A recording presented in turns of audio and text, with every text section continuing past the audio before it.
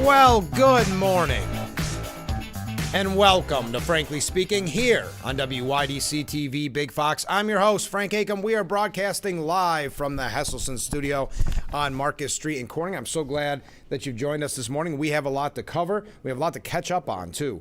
A couple of updates from stories we brought to you yesterday and late last week. Also, of course, the visit from the El Salvadorian president was an interesting, press conference. We're going to talk about that as well. First, we've got a comment from Mark. Well, good morning, Mark. I see Trump wants the FCC to punish 60 Minutes for its false reporting.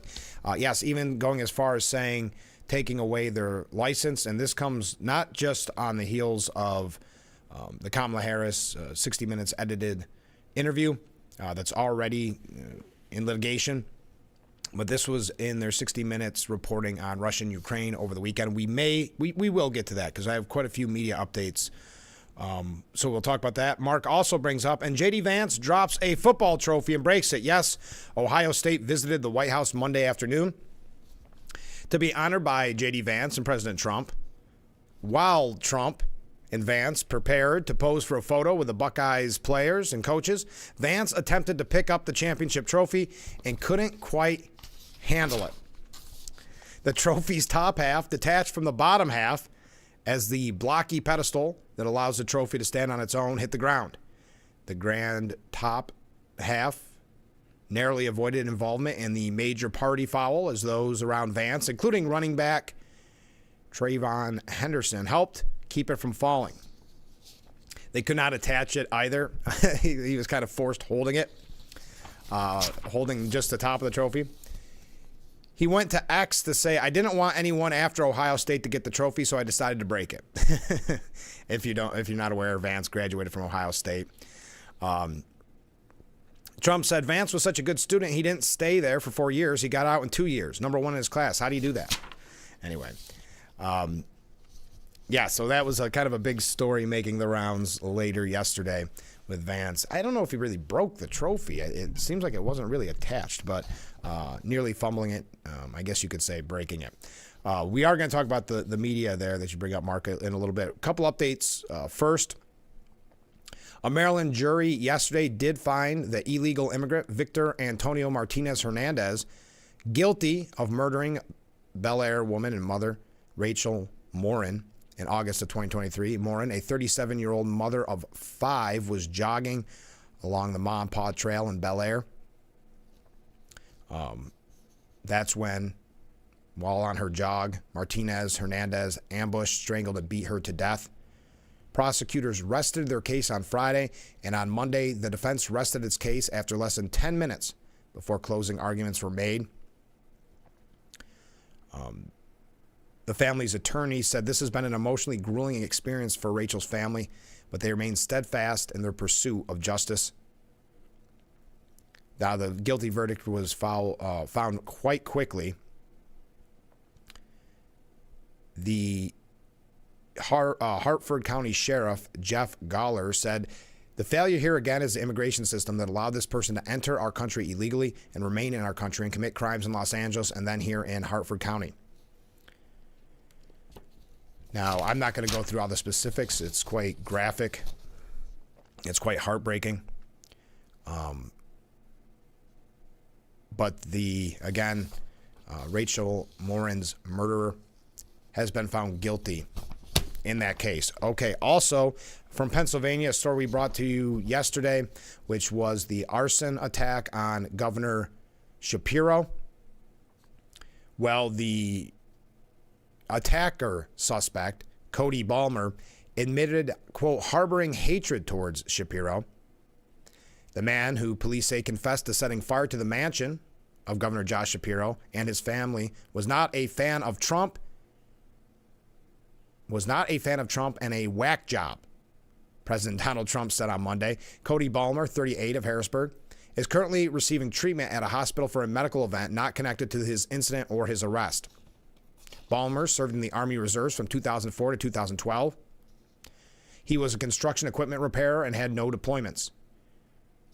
Balmer has been charged with domestic terrorism, aggravated arson, criminal homicide, and other counts, according to criminal complaints unveiled Monday. While being interviewed by troopers, Balmer admitted to harboring hatred towards Governor Shapiro. He removed gasoline from a lawnmower and poured it into Heineken bottles he found at his residence.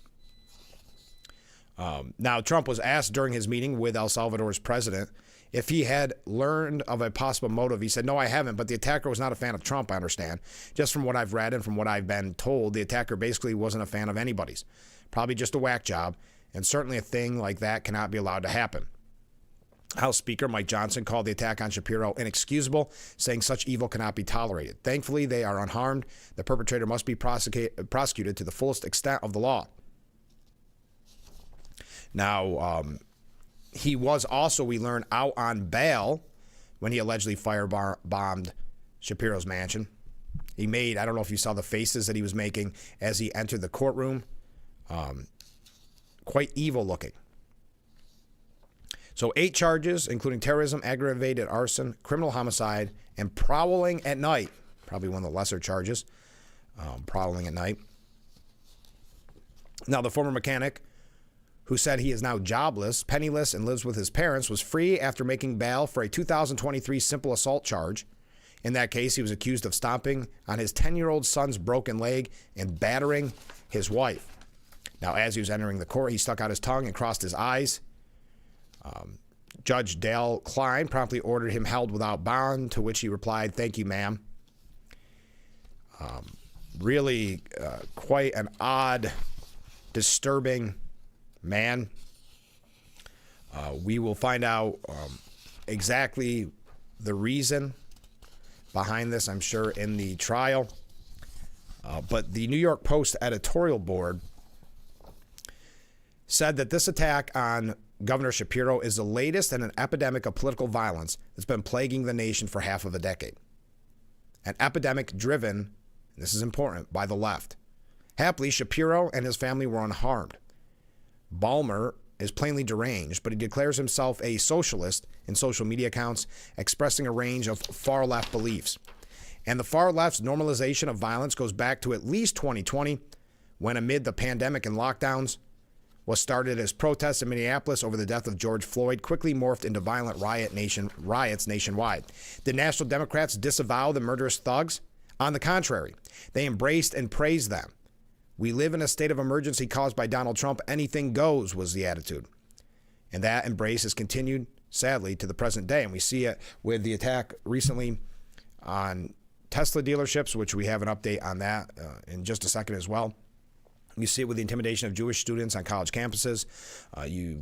This violence is encouraged. Witness the terror attacks against pro-life groups and the attempted assassination of Supreme Court Justice Brett Kavanaugh around the court overturning Roe v. Wade. Attacks echoing violent rhetoric from Senator Chuck Schumer about Kavanaugh and fellow Justice Neil Gorsuch. Witness a widespread effort to minimize and mock the near assassination of Donald Trump on the campaign trail. Witness the love lefty Democrats have, let me try that again. Witness the love lefty Dems from AOC to ex-Representative Jamal Bowman to President Joe Biden display for the violent, Jew-hating, neo-brown shirts spewing hate across college campuses in support of Hamas and its October 7th butcheries. Witness the anti-Tesla terrorism that's ranged from Molotov bombings to street vandalism because Democrats don't like Elon Musk. And that, just like the anti-Semitism on college campuses, encouraged by the quote-unquote grown-ups in the room. And you have people like Jasmine Crockett using language, Representative Jasmine Crockett using language that I don't see how you could look at it any other way, but encouraging violence on people they dislike. And then you have people like Luigi Mangione, who just yesterday, or well, technically we brought it to you yesterday, but on Sunday's shows, being praised by the media. The one former New York Times, Washington Post reporter, Taylor Lorenz, calling him a morally good man after his alleged assassination of United Health CEO Brian Thompson. And you see people sending him money for his defense. You see these young women on the street praising him with shirts almost making, not just young women, there's that kind of fan club that he has, but there's also men as well, almost putting him into sainthood. The left, and even major shows like Saturday Night Live, almost you see the audience supporting this Luigi Mangione. The left typically uses the word justice to conceal the simple need for violence that animates a large section of its base. Justice has nothing to do with it, as normal Americans understand.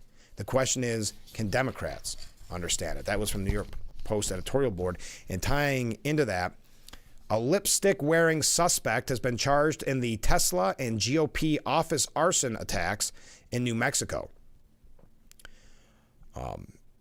That's according to Pam Bondi.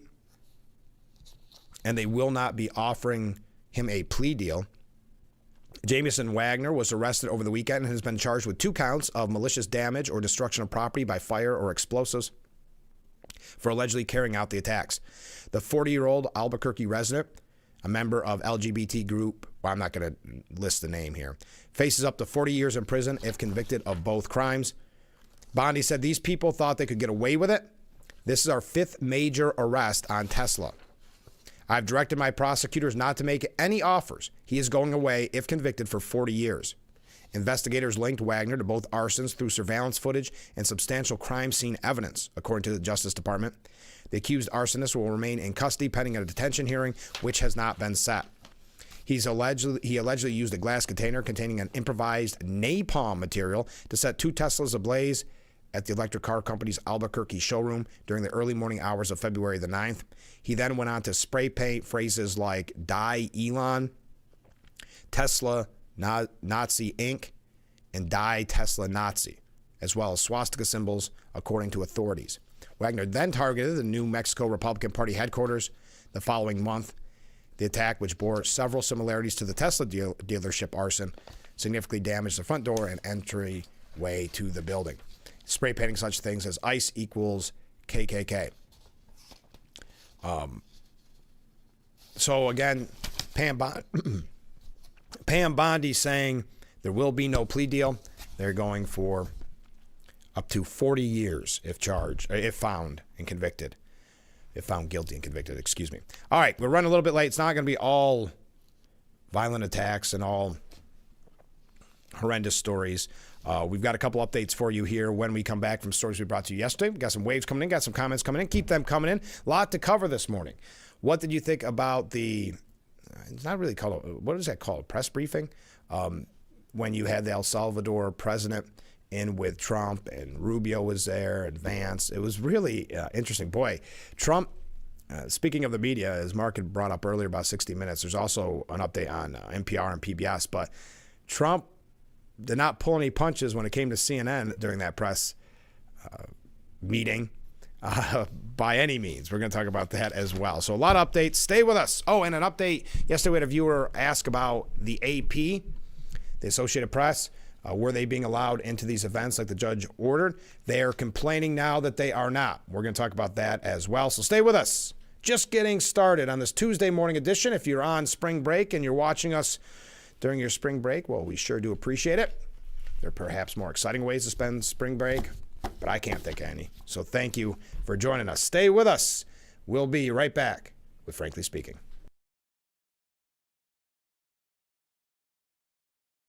Since 2013, Vallis City Insurance Services has been your hometown insurance provider. We're small enough to give you the attention you deserve, but large enough to provide you with access to the nation's top insurance companies. The staff at Vallis City Insurance Services will help you find the right plan for your individual needs, whether it's auto and home insurance, life insurance, health insurance, or business coverage. Vallis City Insurance Services, Water Street in Elmira, Market Street in Corning. Visit us at VallisCityINS.com.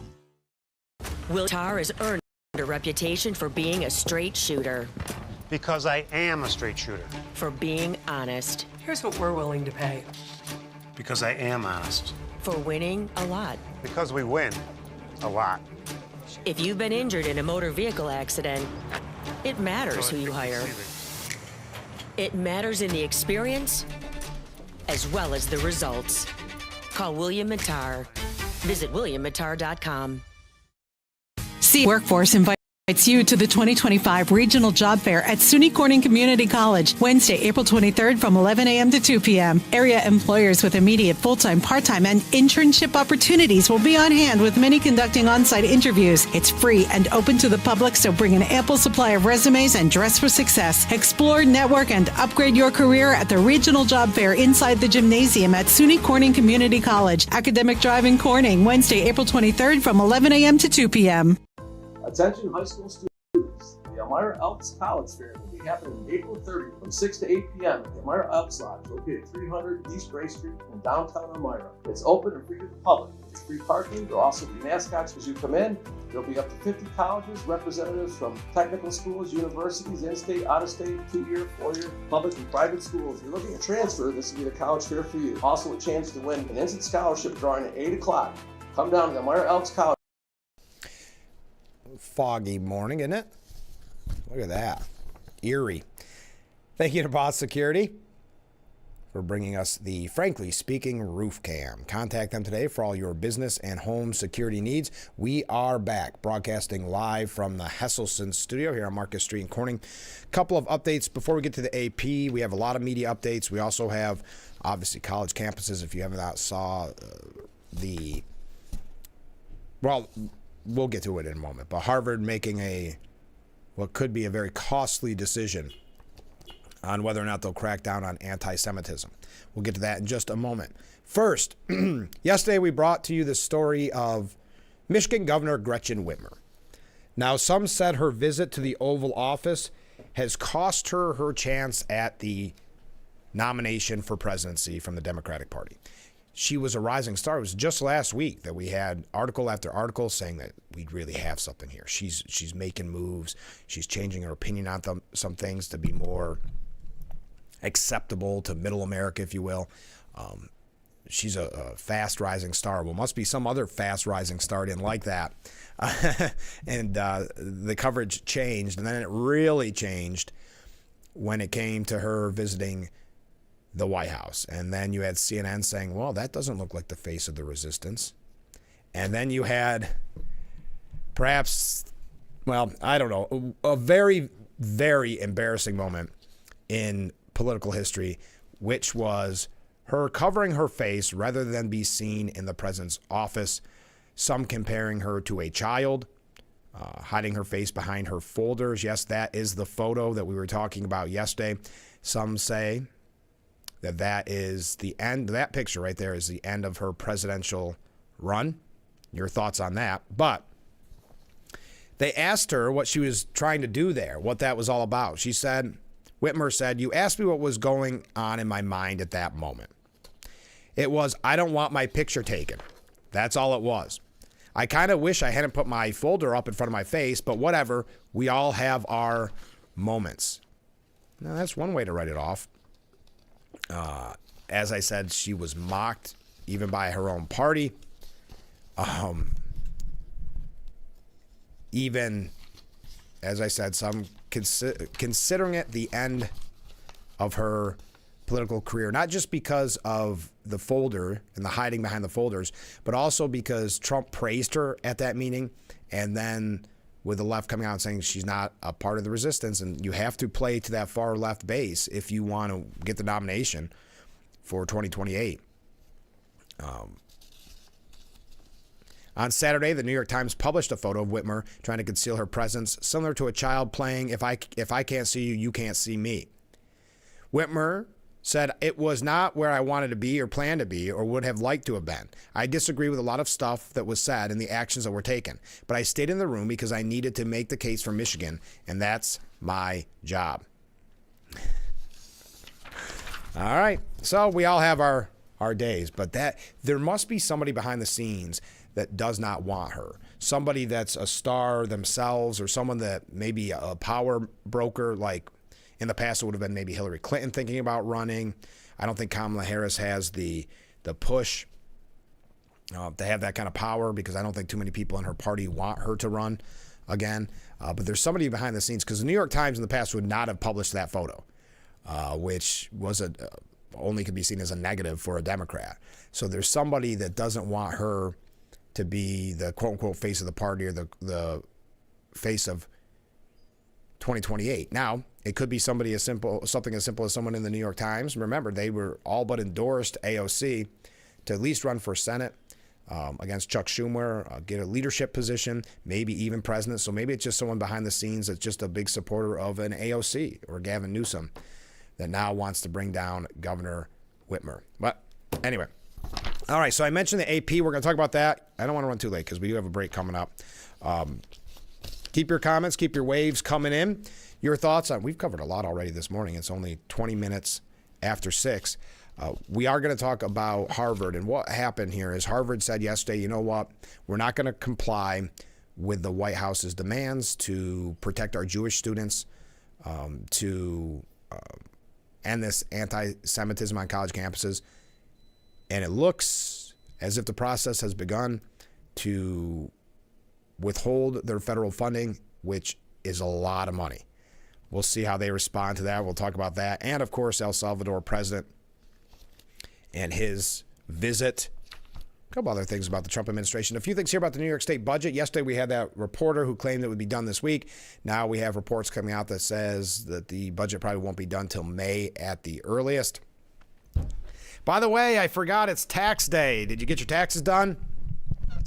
Do you have us on in the background as you're trying to fill out your last bit of paperwork and head to the post office?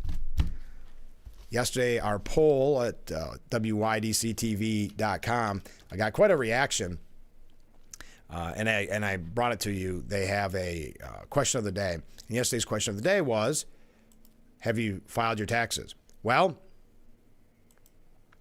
58.3% of you said, yes, I already filed my taxes. 41.7% said, no, I have not. So to you, 41.7%, stop taking polls and get your taxes done. Well, if you haven't finished them, we joke. If you haven't finished them, good luck. I know it's a stressful time of year. All right, let's take that break. We'll be right back with Frankly Speaking here on WYDC TV, Big Fox.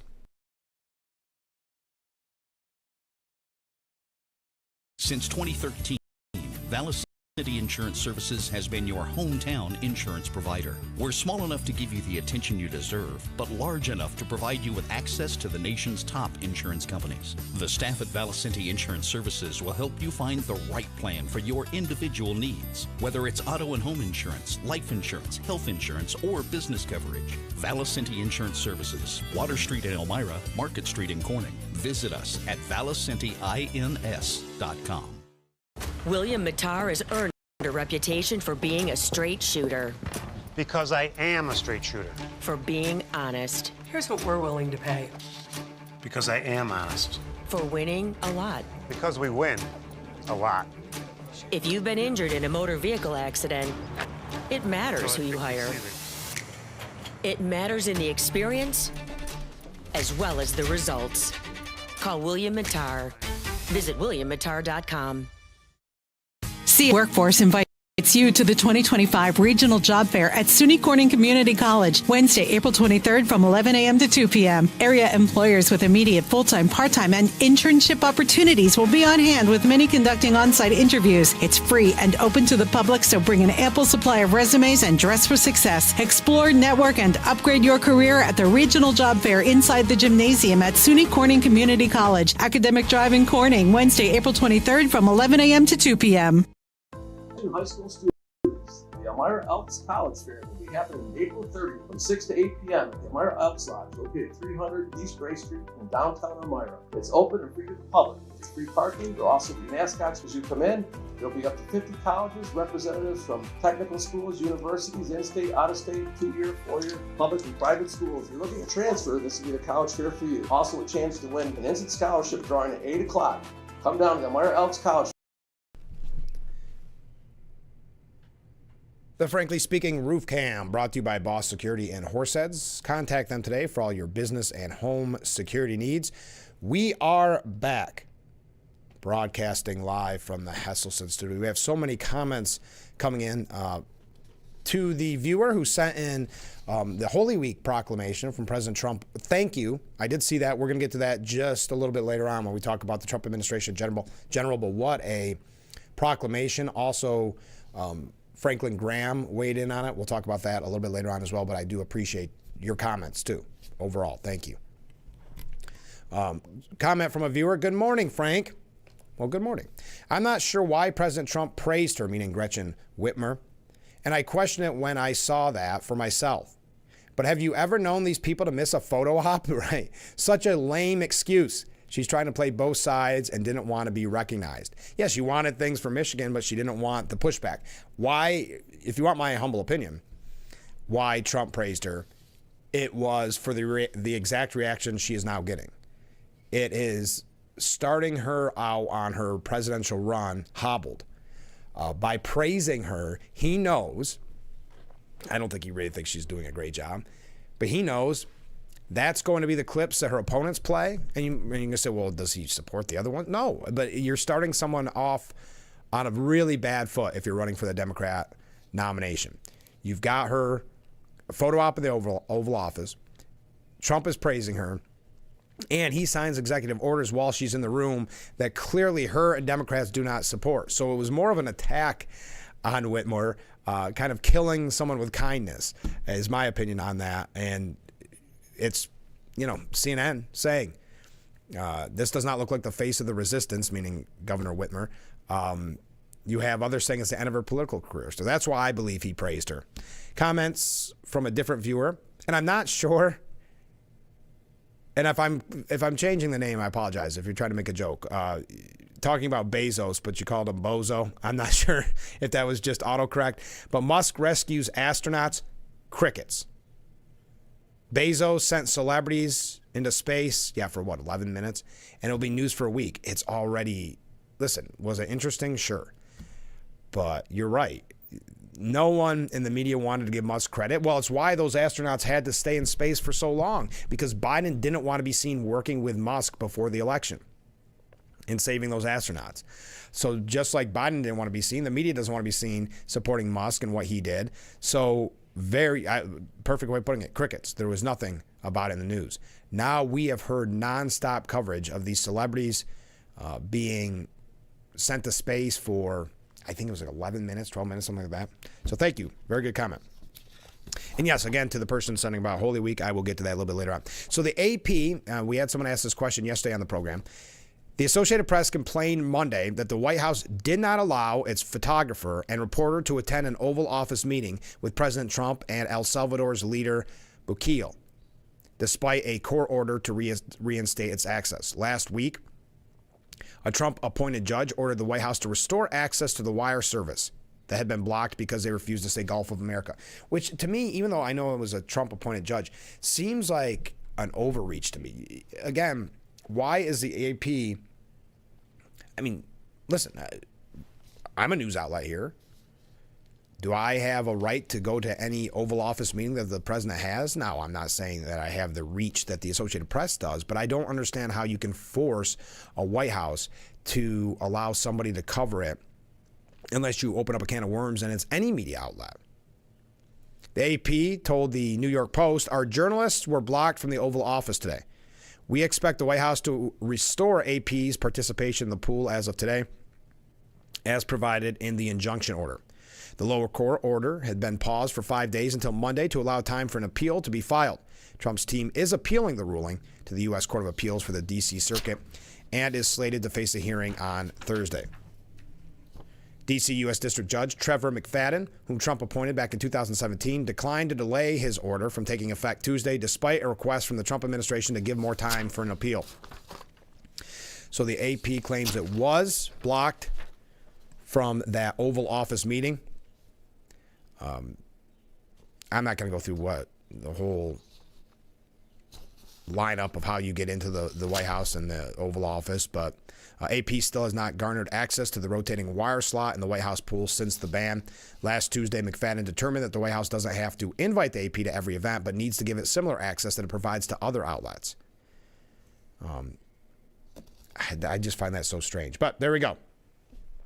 There's your update from a question that someone asked us on yesterday's program. Speaking of the media, the White House is ready to plan for Congress to axe taxpayer funding for NPR and PBS. This has long been a major topic for conservatives, because when you look at NPR and you look at PBS, they're receiving a lot of taxpayer funding, and it's unnecessary if you look at the money that they're making from viewers like you and from corporate donations. But also their extreme bias. No one, I don't even think an avowed Democrat could deny that there is a bias at NPR and PBS. It's almost become a joke through the years. It's almost become the kind of stereotype of public radio and public television about their far left slant. The Trump administration took its first step yesterday towards ending federal funding of National Public Radio and public broadcasting services, informing key members of Congress that it is asking for them to eliminate, quote, all such spending while also codifying foreign aid cuts identified by Elon Musk's Doge. The major funding changes are contained in a long-awaited rescissions plan, obtained and first reported by the New York Post, that pitches a clawback of $1.1 billion appropriated for the Corporation for Public Broadcasting and $8.3 billion from U.S. aid. Now, what's interesting when it comes to public television, public radio, what they'll always say, first they'll try to tell you that it's going to be the end of Big Bird and, you know, all the beloved kids programs. But then they'll start to say it's going to be the destruction of the small stations that carry their broadcasting, the local public broadcasting. The problem with that is if you ever want to see a state-of-the-art studio, state-of-the-art broadcasting facility, go to a PBS or an NPR. Because of this funding, they have the best equipment. This is coming from someone who worked in media in the private sector, obviously here and in radio, where you don't get new equipment every year, where you make do with what you have. That's the nature of private business. When it comes to this public funding from PBS and NPR, they could have the best and the brightest of everything. And that was paid for by you. And you might tune into PBS, you might tune in NPR and be offended how far left they are. But yet your money, your tax dollars, still going to that broadcast. A memo drafted by the White House Budget Director Russ Vought and requested by GOP congressional leaders accuses CPB of a lengthy history of anti-conservative bias. Now, CPB is Corporation for Public Broadcasting, and cites waste, fraud, and abuse at USAID. Formal transmissions of the plan to lawmakers will start a 45-day clock for the Republican-held House and Senate to either adopt or reject the blueprint, which the White House believes will pass, unlike President Trump's 2018 rescission plan, which failed by one vote in the Senate. Quote, since day one, the Trump administration has targeted waste, fraud, and abuse in federal spending through executive action, Doge review, and other efforts by departments and agencies. Congress has expressed strong interest in supporting those efforts and requested the administration transmit rescissions to the Hill for swift approval. OMB recommends the administration respond with two proposals to cut $9.3 billion. The first includes a rescission of $8.3 billion in wasteful foreign aid spending out of $22 billion that does not expire in fiscal year 2025. The second is a separate rescission of all federal funding for the Corporation for Public Broadcasting, which funds the politically biased public radio and public television system. The White House memo notes that NPR CEO Catherine Maurer once called Trump a fascist and a deranged racist, statements that Maurer told Congress last month she now regrets making, and cites two recent PBS programs featuring transgender characters. Senator John Kennedy from Louisiana, you ever watch his videos at those hearings? He's fun to watch. He applauded the plan, tweeting, NPR and PBS have a right to publish their biased coverage, but they don't have a right to spend taxpayer money on it. It's time to defund the Corporation for Public Broadcasting. NPR and PBS both have diverse revenue streams, including major foundation grants, advertising, and voluntary viewer and listener donations, mean that neither is likely to cease operations if they lose federal funding. Trump himself called for NPR and PBS to be defunded last month, though it was unclear at the time how that could be accomplished. So we'll be, and they go through a list of some of these, like $3 million for Iraqi Sesame Street, $500,000 for electric buses in Rwanda. This was USAID, and just going through the waste that they've discovered. But a lot of conservatives have been calling for this for a long time, the defunding, if you will, of NPR and PBS because of that bias. Some have even likened it to propaganda against Republicans. So this is the step in the right direction. Will it happen? That's the big question. Will it finally come to fruition? Time will tell, but it seems like there is an appetite for it in Washington, which is a good thing. Yes, they will push the idea that it's the end of Big Bird. They'll push the idea that it's disastrous for children. That is just not the case. They have plenty of revenue coming in. This was just kind of mad money, if you will, a little extra money to spend on the newest equipment, the best technology. But we got to take a short break. We are moving fast this morning. A couple other media updates, college updates. We are going to talk about, of course, that meeting with the president of El Salvador. So please keep those comments and those waves coming in, and we will be back with Frankly Speaking here on WYDC TV. Big Fox, stay with us. If you or a loved one regularly used hair relaxers or straighteners and were diagnosed with uterine, ovarian, or endometrial cancer, you may be entitled to significant financial compensation. I've used hair relaxers for years. I had no idea they could cause cancer. Chemical hair relaxers and straighteners have been linked to serious conditions, including several types of cancer. If you used hair relaxers and have been diagnosed with uterine, ovarian, or endometrial cancer, call us now. There's no fee unless we win your case. Call today. Hustling plus overbooked plus bustling plus cleaning overlooked. It all adds up. With Mary Maid's professional cleaning services, you'll have one less thing to worry about. Mary Maid's. Relax. It's done. Hustling plus too busy plus bustling plus in a tizzy. It all adds up. With Mary Maid's professional cleaning services, you'll have one less thing to worry about. Mary Maid's. Relax. It's done. Time to go to the gym? The health club is not an option? Come to Hesselson today and see why swim spas and fitness systems can fit into anyone's yard and budget. 12-foot, 14-foot, 15-foot, 18-foot dual temperature hot tub and swim spas are all on display in Hesselson's indoor and outdoor showroom.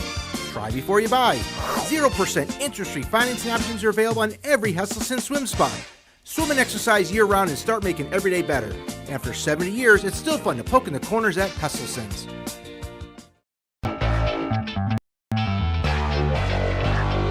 Welcome back to Frankly Speaking here on WYDC TV Big Fox. I'm your host, Frank Acom.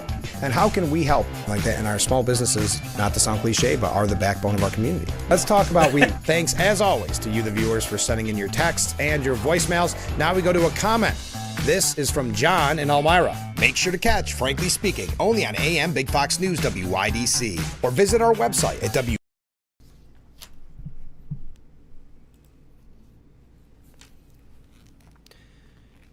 You can kind of see Marcus Tree. Thank you to Boss Security for bringing us the Frankly Speaking Roof Cam. Contact them today for all your business and home security needs. We are back, broadcasting live and proudly from the Hesselson studio here on Market Street in Corning. Comment from a viewer. The AP doesn't need access to the Oval Office since they make up stories anyway, irregardless of what actually is said or done. Thank you very much for that comment. Also on the media front, CBS could lose its license after a 60 Minutes segment on Ukraine and Greenland. Almost every week, this is the president tweeting out, almost every week 60 Minutes mentions the name Trump in a derogatory and defamatory way. But this weekend's broadcast tops them all. They did not one, but two major stories on Trump, one having to do with Ukraine, which I say is a war that would never have happened if the 2020 election had not been rigged. In other words, if I were president, and the other story was having to do with Greenland, casting our country, as led by me, falsely, inaccurately, and fraudulently. So this comes after the already $20 billion lawsuit against them because of their editing of that Harris interview during the campaign. So yes, Trump threatening CBS with substantial punishment, even maybe losing their license over the latest 60 Minutes broadcast. What I think this does, at a time when Republicans have always complained about the bias in the media, and that's even with presidents, complained about it, but nothing was really done. This is an instance where at least he's pushing back. Whatever you think about losing the license or not allowing the AP into the Oval Office, whatever you think about those issues, it is finally saying, if you're going, just like with NPR and PBS, if you're going to be this biased, we don't have to support you. Speaking of the media, on a completely different, discussion. I saw this morning. This is the first time I had heard of this, and this is, I think, going to be fascinating. I was not even prepared for it. I have it later on in my stack of paperwork to talk about. But since we are talking about the media, it's probably only right, and I know that you'll be interested in it. On January 20th, this is coming from the Hollywood Reporter, so take it with a grain of salt. On January 20th, the day of President Donald Trump's inauguration, Fox News Media placed 4 people in complete isolation in upstate New York with no contact to the outside world. No phones, internet, television, or social media. How they got 4 people to agree to that, it must have been a pretty good paying job. 90 days later, those 4 people will come out of their cocoon.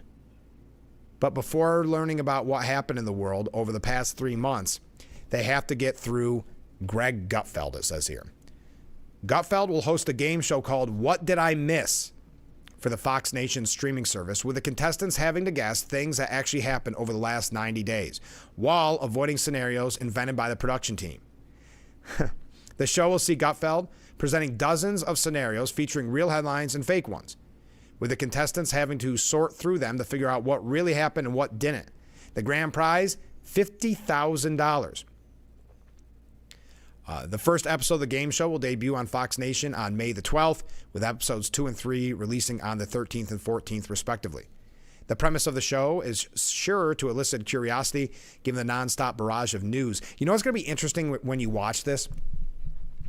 There's going to be so many things that you forget happened. I mean, me too. I'm saying me too. That after 90 days, he's going to put a headline on and you're going to say, did that happen? I can't remember that happening. Gutfeld has become one of Fox News' biggest stars, as you know. Fox News President Lauren Peterson said, "Truth can be stranger than fiction, and who better to help isolated Americans catch up on the headlines they missed during an unprecedented news cycle than Greg Gutfeld. We are excited for Fox Nation subscribers to have exclusive access to America's most watched late-night host's game show debut, as he informs contestants about what really happened while they were completely off the grid and isolated to the outside world." The premise of this, I hope they do some backstory. Well, Gutfeld added, "For these 4 contestants to learn what really happened while they were living in isolation, they'll have to get through me first. Lucky them." I think it'd be just fascinating to see how, like a little documentary running up into the game show of how they were in this isolation and not knowing anything about Trump for that long. Just very interesting. Sorry, that was kind of a side note. Not what I intended to bring out, but it fit as we talked about media. So yesterday, the Trump administration was told in no uncertain terms by Harvard that they refused his demands on curtailing anti-Semitism. This seems like you wouldn't necessarily want to be on this side of things. Now, that's not how they worded it, but they are essentially saying, no, we are willing to lose government funding to stand with anti-Semitism. Harvard University said it will not comply with demands issued by the Trump administration aimed at curtailing anti-Semitism on campus. No government, regardless of which power is in party, should dictate what private universities can teach, whom they can admit and hire, and which areas of study and inquiry they can pursue, said the Ivy League school president, Alan Garber. The Trump administration quickly shot back, announcing a freeze on $2.2 billion in multi-year grants and $60 million in multi-year contracts mere hours later. Now, keep in mind, we've talked about their endowment in the past. They have plenty of money in their endowment. What is your thoughts on this? So this is another example. Like we talked about Trump going after the bias in the media. Now we have Trump saying enough with this anti-Semitism on college campuses, enough with the intimidation of Jewish students, not protecting your Jewish students. So if you want to do that, you have a right. We're going to talk about an opinion piece that says just that. If you want to support this anti-Semitism on your college campuses, you have a right to do that, but you don't have a right to receive taxpayers' dollars. Harvard's statement reinforces, this is President Trump's joint task force, to combat anti-Semitism. Harvard's statement today reinforces the troubling entitlement mindset that is endemic in our nation's most prestigious universities and colleges. That federal investment does not come with the responsibility to uphold civil rights laws. The disruption of learning that has plagued campuses in recent years is unacceptable. The harassment of Jewish students is intolerable. It's time for elite universities to take the problem seriously and commit to meaningful change if they wish to continue receiving taxpayer support. So Harvard deciding, nope, we are going to stand with the anti-Semitic protesters.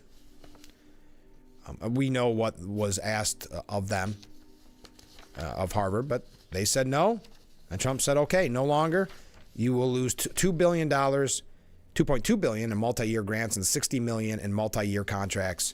And he announced that mere hours after they said, no, we're not going to meet your demands. Now we know at Columbia, they said, yeah, we're going to meet your demands. Sure. And then when they got behind closed doors, quite the opposite. They said to their faculty who was worried, no, don't worry. We're going to make this all work. We're not going to change anything. This was just to dupe Trump. We're going to show him the art of the deal. Well, that didn't go well. So we have a little bit more on this. I know we've got to talk about the El Salvador president, and we're almost done with hour number 1. But stay with us. Keep those comments, keep those waves coming in, and we'll be right back with Frankly Speaking here on WYDC TV, Big Fox. In today's world, securing your business is more important than ever. Protected with Boss Security's state-of-the-art alarm systems. When seconds matter, trust the experts. Boss Security is proud to safeguard local businesses across the Twin Tiers. Contact Boss Security today. When you're online, don't forget to visit our Facebook page at Big Fox News. Catch up on news from the Twin Tiers. Vote on the daily question and hear about local events. All on Facebook.com/Big Fox News. High school students, the Elmira Elks College Fair will be happening April 30th from 6 to 8 p.m. at the Elmira Elks Lodge, located at 300 East Gray Street in downtown Elmira. It's open and free to the public. There's free parking. There'll also be mascots as you come in. There'll be up to 50 colleges, representatives from technical schools, universities, in-state, out-of-state, 2-year, 4-year, public and private schools. If you're looking to transfer, this will be the college fair for you. Also a chance to win an instant scholarship drawing at 8 o'clock. Come down to the Elmira Elks College Fair on April 30th from 6 to 8 p.m. Anyone, anywhere can record crimes as they happen, and we're going to watch them right here. He just took his car.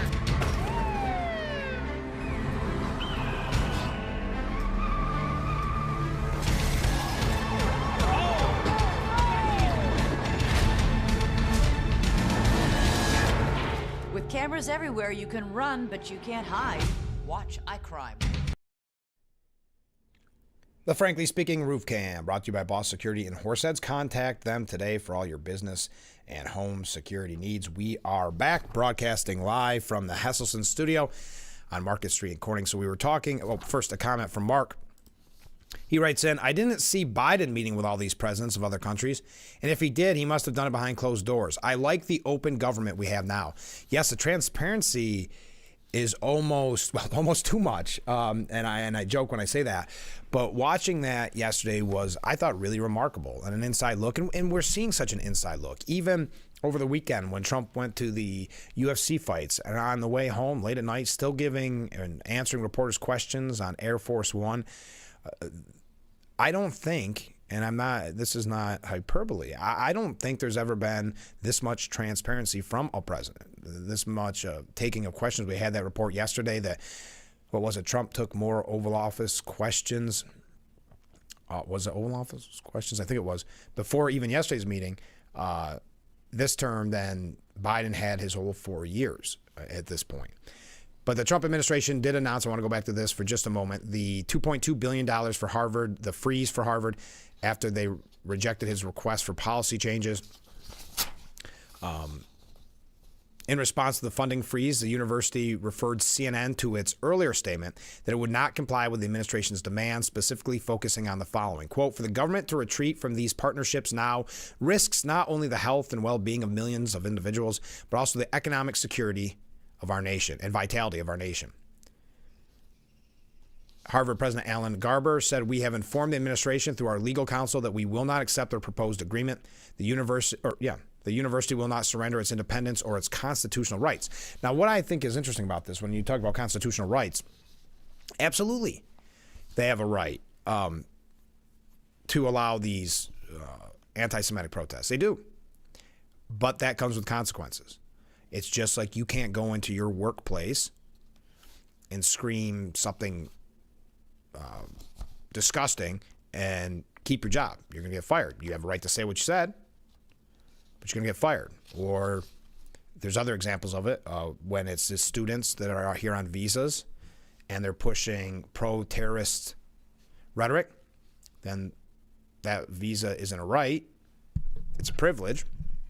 So it's taken away. In this case, yes, you can act. As a matter of fact, it's the New York Post editorial board. Harvard may be free to target Jews, but not on the taxpayer dime. That's what it boils down to. We're going to get to that in a second.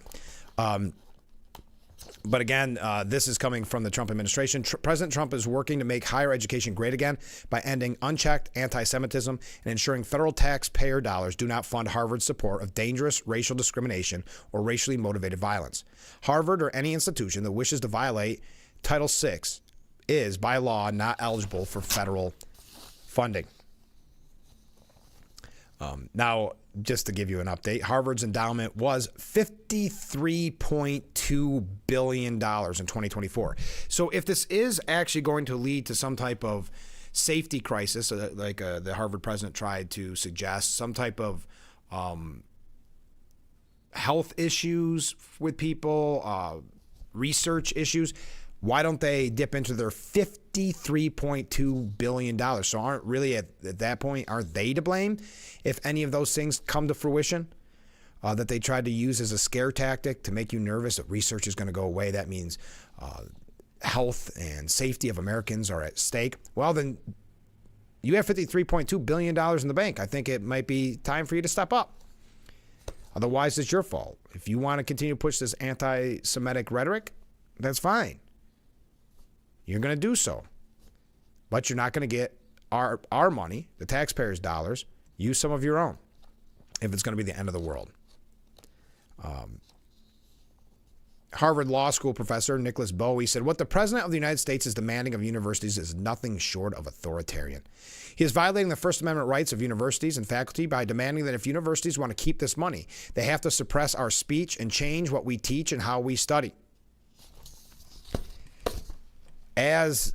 When we come back, I'm going to tell you what the Post editorial board has really to say in response to him, almost in a way, that professor, because, again, they do have a right to do this, but they don't have a right to federal funding. So we'll talk about it when we come back. Keep those comments, keep those waves coming in. Stay with us. We'll be right back with Frankly Speaking here on Big Fox.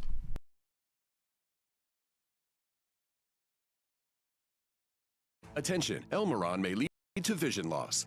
If you have suffered vision problems after taking Elmeron to treat bladder pain, call the Hearn Law Firm. Elmeron may be responsible for your vision problems, and you may deserve compensation for your injuries. If you took Elmeron and now have vision problems, call the Hearn Law Firm at 888-308-3866 right now. You could find out if you qualify in less than 2 minutes. Call 888-308-3866 for your free case review. Distracted driving is dangerous, but some people just can't seem to help themselves. There's the steering wheel propper, the sneak-a-peeker, the fast roller, the nightlighter. And it's not long until they become the fender benderer, the got-a-ticketer, the veering off the road, the driver who kills someone. Enough with the phones already. Just put them down.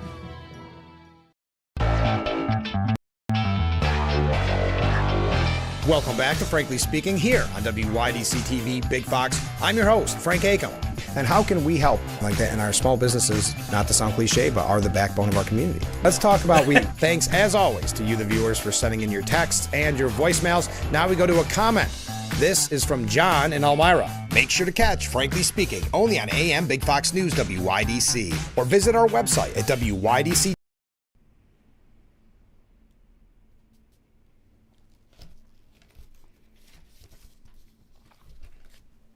The Frankly Speaking Roof Cam, brought to you by Boss Security in Horseheads. Contact them today for all your business and home security needs. We are back, broadcasting live from the Hesselson studio here on Marcus Street in Corning. So the New York Post editorial board, just to kind of wrap up this discussion on Harvard, said Harvard University is thumbing its nose at Team Trump and refusing to take steps to stamp out Jew hatred and discrimination on its campus. Seems like a weird position to take, but they understand, meaning the powers that be, the administration, understand that their faculty will boycott, they'll lose some of their far-left students.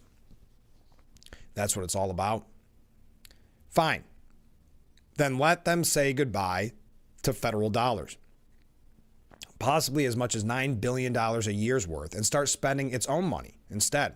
The school, which in 2023 also saw the Supreme Court slap down its discriminatory admissions policies, huffs that it won't let government, quote, dictate what private universities can teach, whom they can admit and hire, and which areas of study and inquiry they can pursue. In truth, Trumpies essentially just want Harvard to comply with civil rights laws in the top court's 2023 ruling. But if the anti-Semites and racists that hold sway over the Ivy League school refuse to reform, taxpayers have no obligation to keep up the funding. Indeed, Title VI of the Civil Rights Act effectively bans federal funds for schools that discriminate. In fact, Harvard is a hotbed of leftism, with overwhelmingly left-leaning faculty and staff and a DEI culture that regards Jews, Israel, America, and the West as the oppressors. That does neither students nor the nation much good. Worse, the school employs blatant double standards. It would never, for example, permit the kind of post-October 7th hostility shown to Jews on campus if it were targeted at, say, blacks instead. Harvard may have a legal right to operate as a leftist bastion hostile to Jews, America, and the West, but U.S. taxpayers don't have to pay for it. The Trumpies, I don't know why the New York Post board always calls them that, but the Trumpies should shut down Harvard's federal spigot ASAP. Let the school tap its $500 billion plus endowment and see its reserves shrink, along with donations from alums who now see what they're actually supporting and what their money goes to when they support them. The sooner these bigots run out of money, the better off everyone else will be. So if they want to continue this anti-Semitism on college campus, allow it to flourish, and want to keep their far-left faculty happy who are not just they're participating in the anti-Semitic protests, not just supporting it. They're encouraging it. If they want that, that's fine, but you're going to have to tap into your endowment. So when you have the crocodile tears saying when the money dries up, it's going to hurt people because we won't be researching health initiatives and things like that, well, then you will have to tap into your endowment. Otherwise, you'll be the ones that are seeing this research go away that is supposedly helping the American people. Also, when we come back, one other quick issue, kind of in vein with this and in line with this maybe, and then we'll be talking about the El Salvador president. We do have a couple of updates on the New York State budget, though the updates aren't anything too groundbreaking. Then we've got some stories about the Trump administration, Democrats as well. Lately, it seems like on the program we've been telling you about some potential presidential candidates. We talked about Gretchen Whitmer already this morning, but a lot yesterday and later or at the end of last week. So we could talk a little bit about that. There's a really fascinating, in-depth, I guess you would call it, look into Nancy Pelosi not willing to give up her leadership position, in a sense, and what that is doing to the Democrat Party. We will, hopefully, I'll try to definitely make room for that. So keep the comments coming in. Keep the waves coming in. It's hard to believe hour number 1 is in the books on this tax day edition of Frankly Speaking. I hope you got your taxes done. If not, good luck. And we'll be back with Frankly Speaking here on WYDC TV. Big Fox, hour number 2, on its way.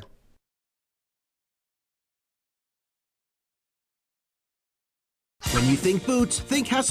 Hesselson's. Hesselson's has the largest selection of work boots in the area. Composite and steel toe boots, Met Guard boots, soft toe boots, and hikers, duty and western boots all in one location. Hesselson's, Elmira Heights. Hesselson's has men's and ladies boots in all sizes and widths. Choose from the largest names in the industry. Danner, Carolina, Timberland Pro, Keen Utility, Thorogood, Area, and Georgia, to name just a few. Hesselson's has been locally owned and operated since 1955, so when you think local service and great selection, think Hesselson's. Remember, it's always fun to poke in the corners at Hesselson's.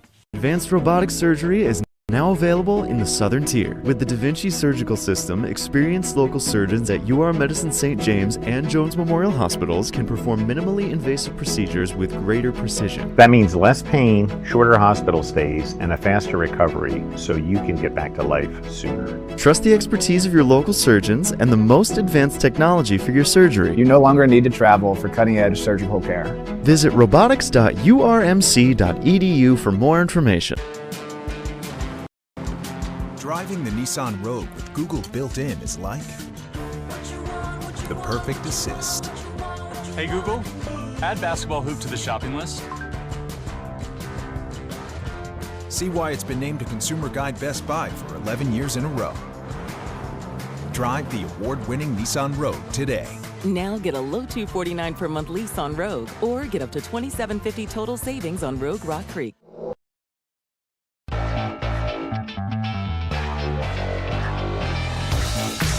Well, it's hour number 2 of Frankly Speaking. Broadcasting live from the Hesselson studio here on Marcus Street in Corning. Thank you so much for joining us, as always, on this tax day edition of Frankly Speaking. One last thing, as we were wrapping up the last hour, we were discussing Harvard losing the federal money because they will not protect their Jewish students. They will not discourage this anti-Semitism. Also, at Columbia, ICE agents snatched up another anti-Israel Columbia protester, Moshe Madawi. He was at his U.S. citizenship appointment. This was in Vermont. Palestinian student Moshe Madawi, who hails from the West Bank, was detained at a U.S. Citizenship and Immigration Services office in Burlington after spending 10 years in the U.S. and obtaining his green card. It now appears, however, that the Trump administration is seeking to cut Madawi's time short in the U.S. after he helped lead anti-Israel protests on Columbia's Morningside Heights campus until last spring. Video footage posted to X on Monday appeared to show Madawi being escorted with his hands shackled in front of him and surrounded by federal agents who placed him into an unmarked vehicle. Madawi said, "It's kind of a death sentence because my people are being killed unjustly in an indiscriminate way." Madawi was unlawfully detained today for no reason other than his Palestinian identity, said his attorney. He came to this country hoping to be free to speak out about the atrocities he had witnessed, only to be punished for such speech. Now, Columbia has declined to comment. They're in an interesting place because they don't want to lose their funding. Harvard, I guess they feel that with their, they won't dip into their endowment, but they must feel safe. On the other hand, Columbia is trying or attempting to look as if they are meeting Trump's demands. Madawi, who was friends with detained anti-Israel Columbia protester Mohammed Khalil, anticipated becoming a target of the Trump administration's mass deportation efforts and went into hiding, asking the university for help finding shelter. Then why is he at his U.S. citizenship appointment? That almost looks as if he was looking to be charged. Because if you're hiding, I would guess that's not the place you hide. He was notified that they had moved his citizenship interview, which he expected would take place in January, December, and he became concerned it was part of a setup. Madawi was nabbed as he showed up to the appointment this week. The FBI also visited him late last year, but didn't take any actions against him. "This is the outcome," Madawi said. "I will be neither living or imprisoned or killed. I will either be living or imprisoned or killed by the apartheid system." Anyway, so that's just an update from the universities. Let's talk about the biggest, arguably the biggest issue of the day, and that is the El Salvador president. Yesterday at that meeting in the Oval Office, what a great line that he had when it came to bringing that person back Let's take a step back. El Salvador President Bukele claimed Monday that he has no ability to send an alleged MS-13 gang member from Maryland deported to the Central American country back to the U.S., despite the Supreme Court ruling directing the Trump administration to take, quote, steps to facilitate his return. Now, Pam Bondi was saying, well, we can send a plane, but that's not doing anything. We can't take someone's citizen, an El Salvadorian citizen, and take them from their country and bring them here. And what Bukele said, and I thought it was a great response to the reporters, saying, hope you are not suggesting that I smuggled terrorists into the United States. Of course, I'm not going to do it. That question is preposterous. I don't have the power to return him to the United States. And I thought that was a good line, really turning it back on the reporter, saying, I hope you're not suggesting that I smuggled terrorists into the United States, suggesting then because he is a member, alleged member of the MS-13 on the terrorist list. So what he's saying is not inaccurate. Kilmar Abrego Garcia was removed last month to the notoriously brutal and overcrowded terrorism confinement center alongside about 260 suspected gang members under the 18th Century Alien Enemies Act. In court documents, the Trump administration has alleged that Garcia is confirmed to be a ranking member of the MS-13 gang by a proven and reliable source. He was illegally in our country, said Pam Bondi, telling reporters. That's up to El Salvador if they want to return him. That's not up to us. The Supreme Court ruled that if El Salvador wanted to return him, we would facilitate it, meaning provide a plane. Bondi cited 2 immigration court decisions as evidence of Garcia's tie to MS-13. The first ruling on April 24, 2019, denied him bond in part because, quote, the evidence shows that he is a verified member of MS-13. That December, a Board of Immigration Appeals ruling upheld the denial of bond, but passed no judgment on the claim that Garcia was a member of MS-13. Secretary of State Marco Rubio argued yesterday that the foreign policy of the United States is conducted by the President of the United States, not by a court. And I like that they're taking that position because we've had numerous examples of, and unfortunately I have examples later on in the program if we can get to them, of these kind of what are being called activist judges stopping the president's agenda. So again, Marco Rubio taking a strong stance on this. And you know, the media is kind of hating this with Rubio because Rubio they thought would be more of a rhino member of the Trump administration, and that has not been the case, saying the foreign policy of the United States is conducted by the President of the United States, not by the court. I don't understand what the confusion is. This individual is a citizen of El Salvador. He was illegally in the United States and returned to his country. That's where you deport people, back to their country of origin. A Maryland federal judge has set an April 7th deadline for Garcia's return to U.S. soil. In an order handed down on April 10th, the High Court directed the administration to facilitate Garcia's release from custody in El Salvador and to ensure that his case is handled as it would have been had he not been improperly sent to El Salvador, though the deadline was no longer in effect. The Supreme Court also ruled that the lower court must show deference owed to the executive branch in the conduct of foreign affairs. Yeah, that's something that is purposely missed, especially by the reporters and their questions. Why, in any other administration, if it were a Democrat administration, they'd be saying, why do the courts have this much power? This is foreign policy. This is up to President Trump, not to some judge. The White House Deputy Chief of Staff for Policy, Stephen Miller, chided that it was, quote, very arrogant, even for American media, to suggest that Trump would even tell El Salvador how to handle their own citizens. Trump himself indicated he would be interested in expanding the deportation efforts to El Salvador. In an initial March 31st filing, the Trump administration stated that Garcia's removal was due to an administrative error and a clerical error since the October 19th order was still in effect. Miller denied that claim Monday, stating that the error rested with the Justice Department lawyer who submitted the filing and was later removed from the case by Bondi. That's a big fact that all of you, most of you, have gotten wrong, Miller told reporters. No one was mistakenly sent anywhere. The only mistake that was made is a Justice Department lawyer put an incorrect line in a legal filing and has since been relieved. Garcia is an illegal alien. He was deported to El Salvador. So again, I thought that was a great line. Bukele, El Salvador President Bukele saying, I hope you are not suggesting that I smuggle terrorists into the United States. Of course, I'm not going to do that. The question is preposterous. I don't think the power to return him to the United States. I don't have the power to return him to the United States. That was quite, going back to Mark's comment, I think it was Mark, who said it's so nice to see this transparency, get to witness this meeting and have so many people in that room that could relay the president's thinking. And Marco Rubio also hitting it out of the park, saying the foreign policy of the United States is conducted by the president of the United States, not by a court.